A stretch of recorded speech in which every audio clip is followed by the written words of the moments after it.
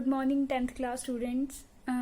ये हम arithmetic progression कर रहे थे जो समांतर श्रेणी वाला, उसमें हम आगे क्वेश्चन 2 करते हैं। सेकंड क्वेश्चन हमने पढ़ा क्या था कल, एक बार फटाफट से रिवाइज कर लेते हैं। हमने क्या पढ़ा था कि अगर हमारे पास अर्थमेटिक प्रोग्रेशन क्या होती है, इसमें होता है पहला पद में हम एक कॉमन डिफरेंस जिसे सार्वअंतर बोलते हैं, हम जोड़ते जाते हैं ए की वैल्यू को। जैसे अब मैंने ए में क्या जोड़ दिया, डी जोड़ दिया। अब इसी में हमने ए को डी जोड़ दिया, वो बन जाता है हमारे पास ए प्लस 2d। तो हमारे पास ऐसे बन गई, पहली बनी ए, दूसरी बनी ए प्लस डी, तीसरी क्या बनी ए प्लस 2d। और अगर इसी अब डी में 2d में हमने ए को डी ऐड कर दिया तो ये हमारे पास जोड़ दिया हमने, हमारे पास क्या बन गया 3d। तो इस तरह से हमारे पास ये क्या बन जाती है, समांतर श्रेणी arithmetic progression. First term is a, next is a plus D, third is a plus 2d, fourth is a plus 3d। मतलब पहला पद ये है, दूसरा पद ये, तीसरा ये और चौथा ये हमारे पास। तो अब क्वेश्चन पढ़ते हैं क्या दिया हुआ है। दिए गए एपी के प्रथम 4 पद लिखिए, जबकि प्रथम पद आपको ए दिया हुआ है, सार्वंतर आपको डी दिया हुआ है। Right first 4 terms of AP when the first term is a and the common difference is d are given below। आपको पहला पद मतलब फर्स्ट टर्म दी हुई है, सार्वंतर डी दिया हुआ है आपको 10। तो आपने पहले, जैसे यहाँ पर मैंने लिखे हुए हैं 4 ही लिखे हुए हैं, 1 2 3 4। तो हमें ये सबके फाइंड आउट करने हैं। जैसे अब पहला पार्ट तो हमने कर लिया था फर्स्ट वीडियो में। अब सेकंड पार्ट देखिए क्या है हमारे पास, कि अगर a हमारे पास -2 है, d हमारे पास क्या है 0 है, तो पहला पद तो हमें दिया हुआ है फर्स्ट टर्म, पहला पद हमारे पास फर्स्ट टर्म आपको क्या दी हुई है हमारे पास -2। हमारे पास सेकंड, दूसरा पद कैसे निकालते हैं हम, सेकंड टर्म क्या आ जाएगी, ए में हम क्या जोड़ देते हैं, डी ऐड कर देते हैं, तो वो बन जाता है हमारे पास ए की वैल्यू कितनी है -2 और डी की वैल्यू कितनी है 0, तो क्या आ जाएगा -2। ऐसे ही हमारे पास तीसरा पद फाइंड आउट करते हैं तो क्या आ जाएगा, third term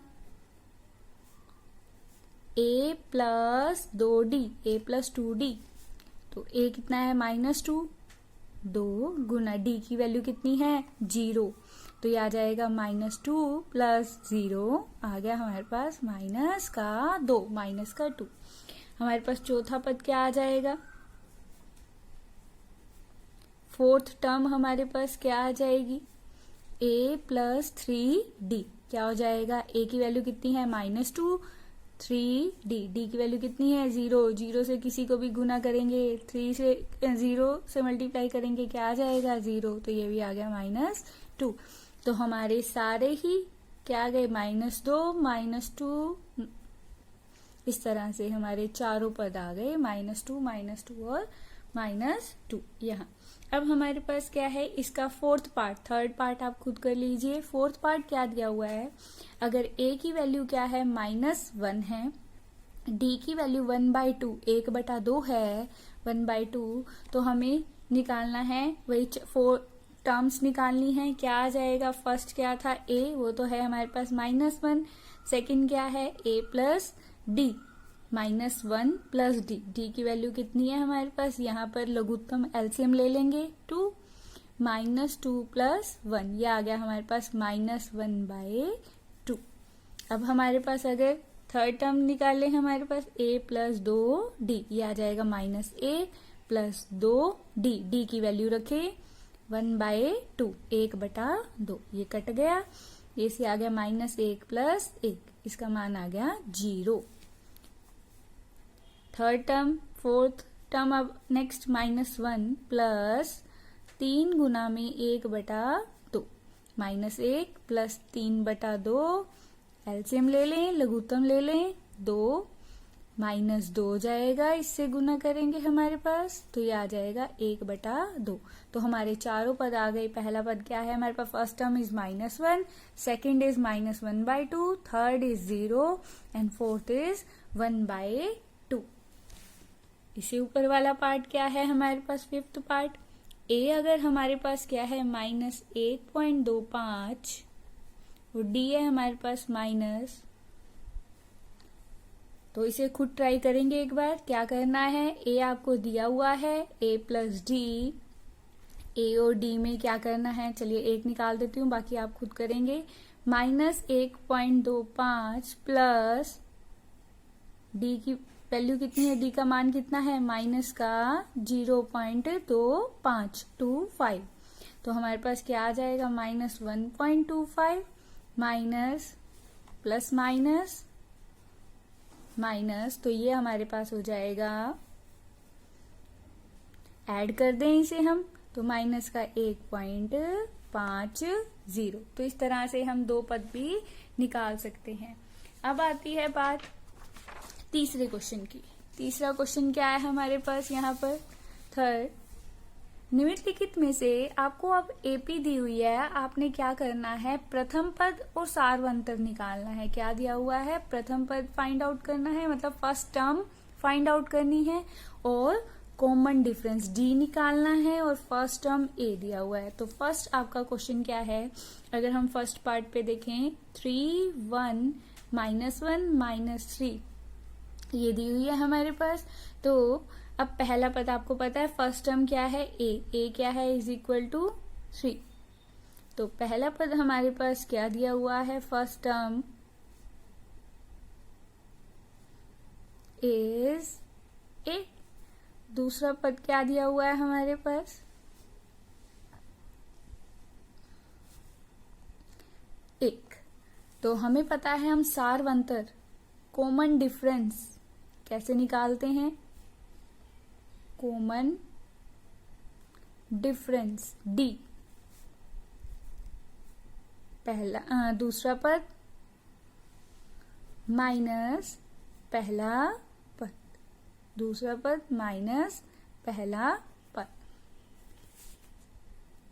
second term minus first term. तो यहां से कितना आ जाएगा हमारे पास, 1 -3, तो विच इज -2। तो डी की वैल्यू हमारे पास, ए की वैल्यू आ गई 3 और डी की वैल्यू आ गई -2। तो ये हमारा पहला पद फर्स्ट टर्म और सार्वंतर कॉमन डिफरेंस आ गया हमारे पास। तो इस तरह से अगर हम इसमें से करें तो यहाँ पर ए क्या है हमारे पास, 1/3 1/3, और इसका सार्वंतर हम तीसरे क्वेश्चन का निकालना चाहें तो तीसरे पार्ट का क्या है हमारे पास, 1/3, 1/3, 5/3 और 9/3 और 13/3, इस तरह से दिया हुआ है हमारे पास। ए हमारे पास क्या है, पहला पद 1/3। अब हमें डी निकालना है, तो दूसरे पद में से पहला पद माइनस सेकेंड टर्म में से फर्स्ट टर्म माइनस कर दो, 5/3 -1/3। तो एलसीएम लेके हमारे पास क्या आ जाएगा, 5 - 1 5 - 1, ये आ जाएगा हमारे पास 4/3 4/3। ऐसे ही हमारे पास फोर्थ पार्ट क्या दिया हुआ है, ये आपका 1 मार्क्स का क्वेश्चन आता है एग्जाम में।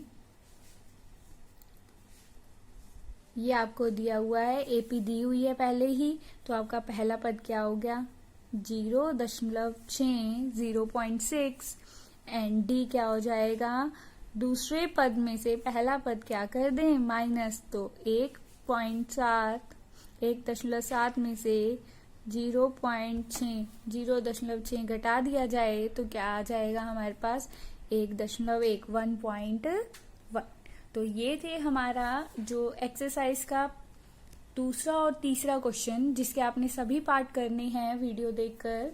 अब इसका जो पहले क्वेश्चन का सेकंड पार्ट है वो करेंगे हम एक्सरसाइज 5.1 का।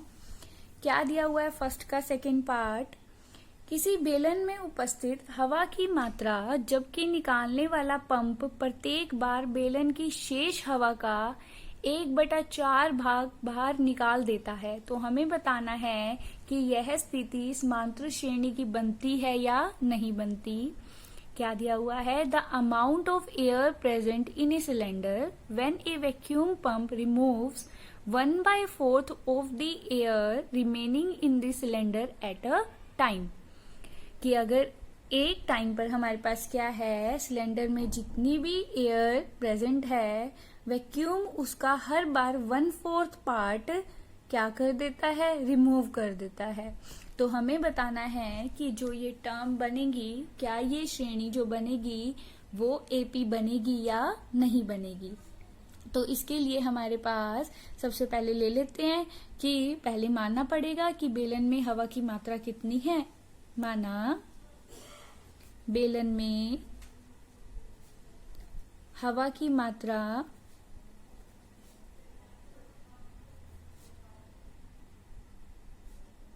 x इकाई है। Let the air present in cylinder is x unit. तो हर बार वो क्या करता है, उसका 1/4 हिस्सा निकाल देता है। तो जो शेष हवा बचती है हमें वो बतानी है। जैसे मान लीजिए इसका अब चौथा हिस्सा, जैसे 100 का चौथा हिस्सा क्या होता है, 25 होता है।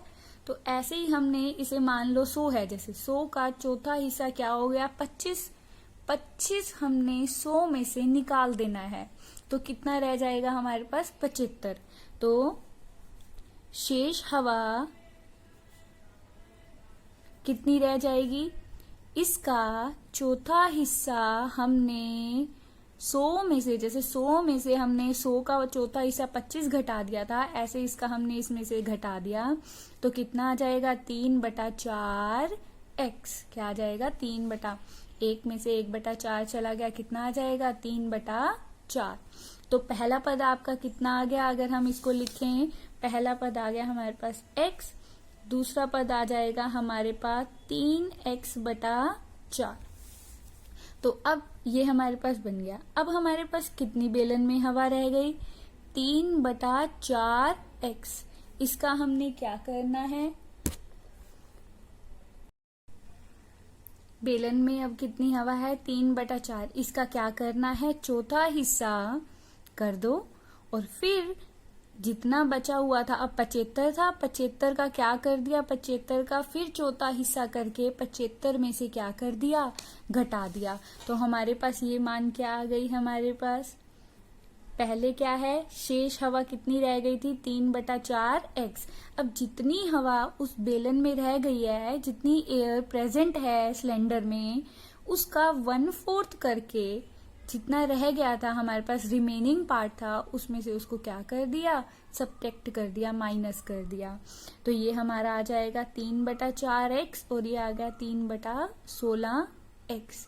तो एलसीएम ले लेंगे यहाँ पर, 16, 4 तिये 3 चौके 12 यहाँ पर, -3x। तो ये आ गया हमारे पास 9x/16। तो अब देखो हमारे पास 3 टर्म्स आ चुकी हैं। अब हम देखते हैं कि क्या ये एपी है या नहीं है। हमारे पास इस तरह से ये आता जाएगा। तो एपी का मतलब क्या होता है, समांतर श्रेणी का मतलब कि डी सब में जो डिफरेंस है, अंतर है, वो क्या आना चाहिए, सेम आना चाहिए हमारे पास।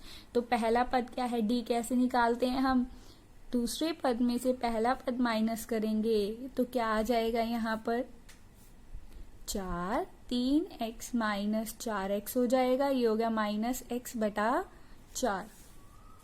अगला दोबारा एक बार निकाला हमने, तीसरे पद में से, थर्ड टर्म में से सेकंड टर्म माइनस कर दो, 9x/16 -3x/4। तो क्या आ जाएगा, 16। एलसीएम आ गया, 9x, 4 तिये 12, 3 तिया, यहाँ पर क्या आ जाएगा,